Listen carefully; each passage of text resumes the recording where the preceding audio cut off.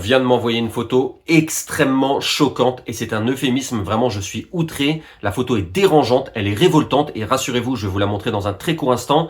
Mais avant cela, cela nécessite une petite explication pour que vous compreniez le contexte, puisque cela fait des mois et des mois qu'une partie de la classe politique française ainsi que des médias français tapent en permanence sur les Algériens, matin, midi et soir, et d'une manière plus générale sur les musulmans, mais ça fait des années que ça dure, et ils n'arrêtent pas de dire que les Algériens sont la cause de tous les problèmes en France, qu'ils coûtent énormément d'argent à la France, et j'en passe.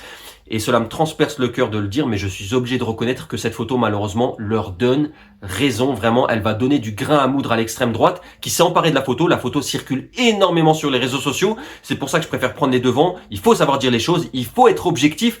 Et avant de m'insulter, prenez le temps de regarder cette vidéo, parce qu'une image vaut 1000 mots. Mais il y a une chose qui me dérange beaucoup dans cette photo, si vous voulez, c'est que elle représente une situation dans une ville, mais qui n'est pas un cas isolé. Malheureusement, cette situation se retrouve dans énormément de villes.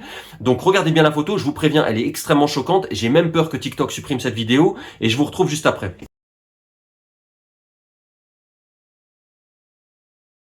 Voilà. Je vous avais prévenu, cette photo est extrêmement choquante et je n'ai pas parlé dans le vide.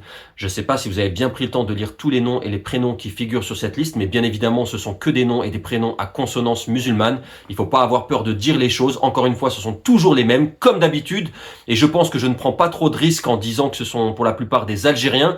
Alors, il y en a certains qui vont faire des blagues et qui vont dire origine de ces personnes, encore une fois des Suédois ou des Anglais, bah non, voilà, on va le reconnaître, on va dire la vérité, ce sont des Algériens. On peut dire que c'est ce qu'on appelle le grand remplacement.